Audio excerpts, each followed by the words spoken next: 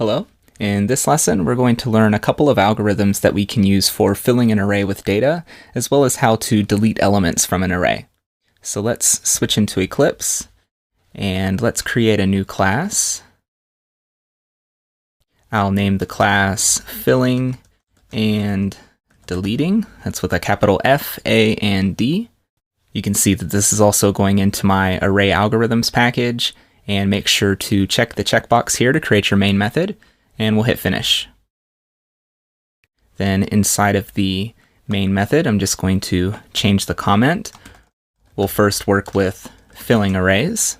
Okay, now depending on the type of data that you need to fill your array with, the method that you'll use to fill that array can change. Of course, if you need to fill the array with string values, and each value being a different string, you'll need to do that manually. But when filling an array with a list of sequential numbers, like 1 through 10, or needing to fill the array with the same single value, you can use a loop to help you achieve this in a much quicker way than doing it manually. So I'm going to show you how to fill an array with sequential numbers, just 1 through 10. Let's start by creating the empty array of integers. I'm just going to name the array 1 through 10 using camel case. And so this is going to be an array of integers, and it's going to hold 10 elements. Now let's go ahead and create our for loop to loop over the array and populate each element in the array. We'll create our I variable. We'll set that to have a value of 0. And we're going to loop while I is less than the length of our 1 through 10 array. And then we'll just increment I. Now we can populate our 1 through 10 array, and we just pass in the I variable as the index, and we can just set its value to be the current value of I plus 1. So when the loop runs the first time, I will be 0, and we'll add 1 to it, which will fill the first element of the array to hold the integer 1. Then the loop will run a second time, and I will be set to 1. Then we'll add 1 to it again, and it'll fill the second element of the array to hold the integer 2, and this continues until all elements of the array are filled. So now outside of our loop, let's use system.out.println, and let's just print out the contents of our 1 through 10 array.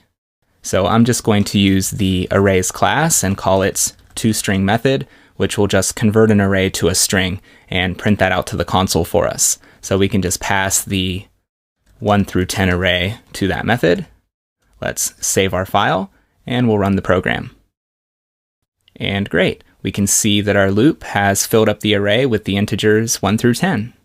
Now you can use this same algorithm here to fill array lists just by using the add method, and you can also use this same algorithm to fill the array with single values or perform any other type of mathematical expression to fill the array. Next, let's see how we can delete an element from an array. I'm just going to add another comment here to separate our code. So here we'll be deleting elements.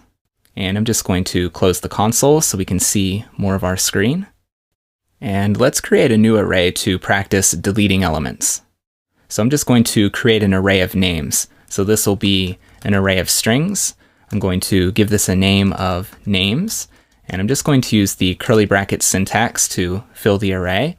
So let's have John and Mary, how about Nancy, and then how about Bob? Now, what if we wanted to delete the name Mary from this array? Well, if this were an array list, we could just use its remove method to delete the element, and that would be really simple. But for arrays, you can't actually delete elements. Instead, what you can do is overwrite the value of the element that you want to delete with the value of the last element in your array. So we want to delete Mary from the array. We first need to get the index position of where Mary's located at in the array. So arrays start at 0, so John would be 0, and Mary would be index 1. Let's use our names array and its index of 1, and we just need to reassign it a new value. Now the value that we'll reassign it will be the value of the last element in the array, which would be Bob.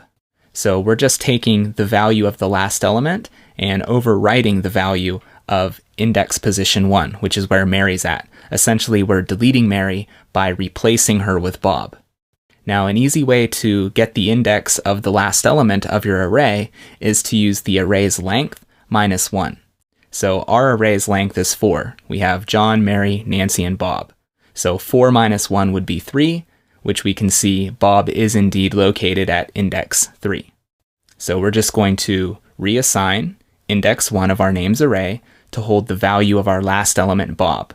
So again, we can use our names array, and we're going to set the index to use the length of our names array minus 1. Let's now print out the contents of our array to see what we've done so far. We'll use system.out.println, and again, I'm going to use the arrays class and its toString method, and we'll just pass in our names array. Let's save the file, and we'll run the program.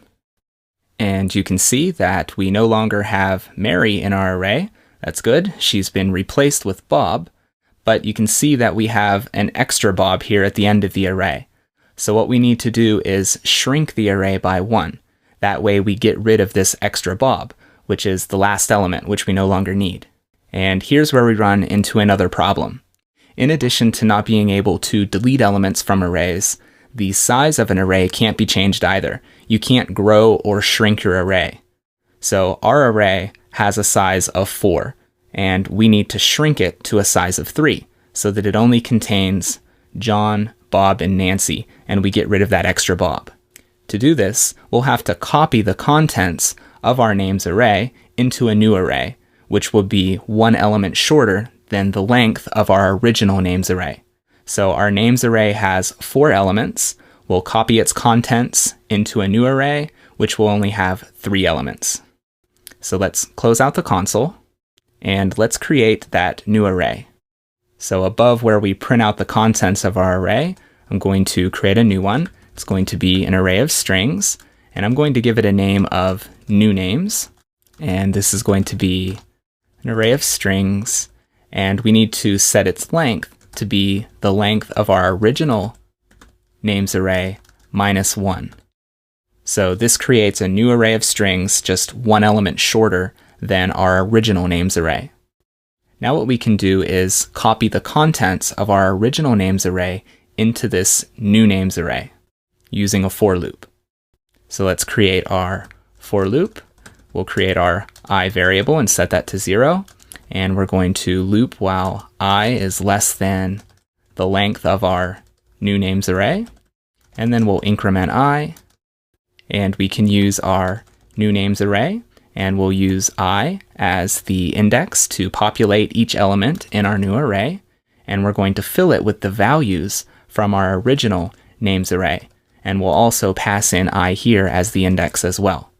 Now this will copy everything from our original names array into the new names array minus the last element. And with that, we've replaced Mary with Bob. Then we copied the array into a new one in order to shrink the array, and we've accomplished our goal of deleting an element using a regular array.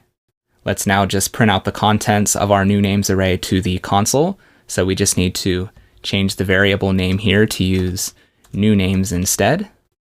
Make sure to save your file, and let's run the program. And perfect, you can see that we now just get John, Bob, and Nancy. So I hope you found these algorithms helpful in working with arrays. Next up, we're going to move on to some new algorithms for sorting arrays. We'll begin with the selection sort algorithm, but that's it for this video, and I'll see you in the next lesson.